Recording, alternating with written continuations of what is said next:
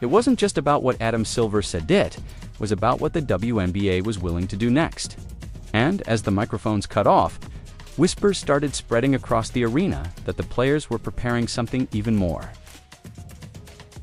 dramatic, a form of protest that would shake the league's foundation. After the fiery press conference, private conversations within the WNBA grew tense. What was once a controlled negotiation had spiraled into open defiance. Inside locker rooms and player group chats, frustration turned into strategy. According to multiple insiders, union representatives began circulating messages about potential game boycotts, delayed training camps, and even collective walkouts if their concerns weren't addressed. Players felt that polite negotiations were no longer working. They needed Adam Silver done added more fuel to the flame, exposing exactly what I was thinking was going on in this CBA negotiation, man. The WNBA world just erupted after Adam Silver made one statement that sent every player, fan, and analyst into chaos. During what was supposed to be a calm update about the league's future, Silver dropped a bombshell, confirming there would be no major salary increase for WNBA players in the new CBA cycle. All right, so Adam Silver ended up getting on the NBC News, and he was talking about the CBA negotiation that's going on between, of course, the owners and the players, and he absolutely said something that pissed the WNBPA off. The reaction was instant and explosive. Players felt betrayed, fans called it disrespectful, and social media caught fire with outrage. But what exact revenue share they demanded? They secured something far more significant: a written commitment to increased transparency in league finances, an expanded salary cap, and guaranteed pay raises over the next 3 seasons. It wasn't everything they wanted, but it was a victory one earned through solidarity, courage, and public accountability. When news of the agreement broke, fans erupted with pride. Players shared a joint post titled, "We Move Together," marking the end of one of the most turbulent weeks in league history. For the first time, the WNBA had witnessed what could happen when its athletes refused to stay silent.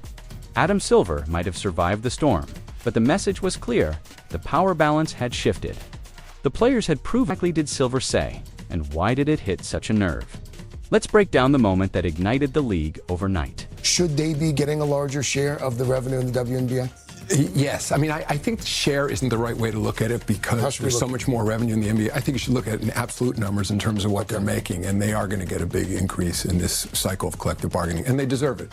It all started when NBA Commissioner Adam Silver appeared in a televised interview meant to highlight the league's financial growth and upcoming CBA negotiations. But instead of calming concerns, his words poured gasoline on an already burning issue. When asked if WNBA players deserved a higher revenue share, Silver didn't hesitate. He said, "The share model isn't the right way to look at it." He claimed that since the NBA makes far more money and the WNBA isn't yet profitable, players should focus on absolute. You don't even own half of the revenue yet. Half. Not even 100% like the NBA. They own all their revenue that's coming in. Y'all don't even own half of what's coming into your league. So that 9% might have to stay there the way that he's talking because of how they're falling short already on making enough money to pay for how much the league costs to run. Silver's argument, from a business perspective, seemed logical. The WNBA doesn't bring in the same level of revenue as the NBA, and he insisted that pay increases must align with financial realities. But to the players, the issue was deeper. It wasn't about math, it was about respect. As far as shares, now to me it sounds like he's saying we don't necessarily want to increase that share number. We're just going to get a little bit more efficient here and there within the business already. Sports outlets began running live coverage of the unfolding crisis, calling it the biggest labor standoff in women's basketball history.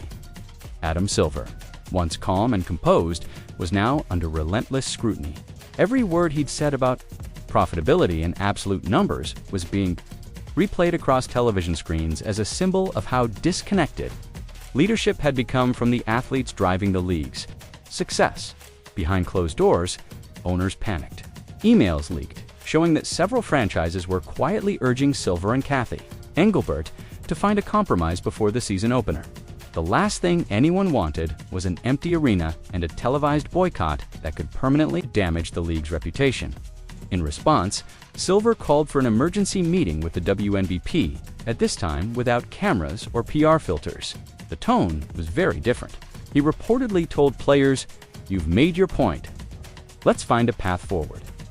The negotiation that followed stretched late into the night. While players didn't get the 50% numbers, not percentages, that single phrase, "not profitable," was enough to set the internet on fire. I think share is the wrong way to look at it because there's so much more money being made in the NBA. And this is the problem, okay? This is the problem that is going on in the CBA negotiation. You can't increase that number to half like the NBA because there are so many other hands in the cookie jar, fam. Too many players. It sounded like a polite way of saying their worth doesn't justify a raise. Critics accuse Silver of minimizing women's efforts while defending a system that's kept player salaries stagnant for years. The NBA, I think you should look at it in absolute numbers in terms of what they're making. I think you should look at absolute numbers in terms of what they're making. Because this could be a big increase, right? We don't see in their proposal. The max going from $200,000 to $850,000. That's a big increase. From salary and a larger share of profits tied to ticket and merchandise sales. They made it clear that if these issues weren't addressed before training camp, they would sit out. Some insiders described it as the most unified player stance in WNBA history. The public reaction was electric. Fans posted videos of themselves wearing player jerseys with captions like, "I'll wait for fairness." Celebrities and former athletes voiced their support, framing the strike as part of a larger movement for women's sports equity. Meanwhile, Silver and Engelbert's silence only added fuel to the fire. The tension reached a boiling point. The WNBA's image as a progressive, player-first league was crumbling, and leadership knew one wrong move could destroy the league's credibility for good. All eyes were on Adam Silver. Would he finally give in or let the season collapse under his watch? As the strike rumors reached their peak, the WNBA found itself standing at a crossroads. The players' unity had become too strong to ignore, and public pressure mounted with every passing hour. That's a big increase, right? The minimum being over the max, right? The minimum was what, 300,000? Versus the max this year, which was at 200,000. So it's an increase, which is what he's saying at the end of what he said, right? It's an increase, nonetheless. He said they deserve it and then they'll get it. But the women don't want that increase. They want more. On social media, players like Aja Wilson, Breena Stewart, and even younger stars began reposting clips from the interview, adding captions that hinted at frustration and disbelief. Fans flooded the comments, pointing out how the league constantly demands more from players, more appearances, more promotions, more global outreach, yet refuses to increase pay proportionally, couldn't function without them, that the faces selling jerseys and tickets were the same ones being underpaid and undervalued. When the news broke, social media exploded once again. Hashtags like #WNBA on strike and #stand with the players dominated timelines, signaling that fans were ready to stand behind the athletes. Inside the league office, panic set in.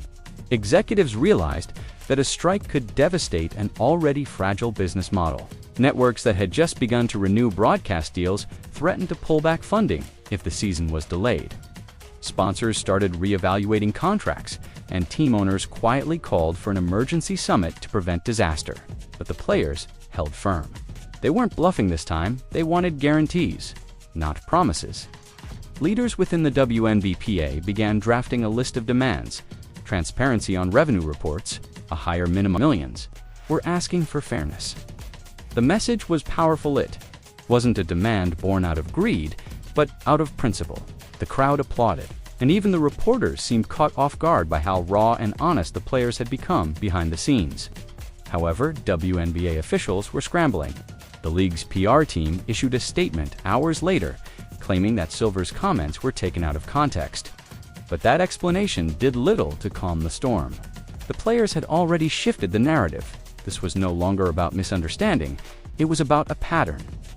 They accused the leadership of hiding behind financial jargon to justify inaction. What made this moment historic was how coordinated it felt. for the first time, the league's biggest names weren't just speaking individually, they were speaking together, echoing the same frustration that fans had been voicing for years.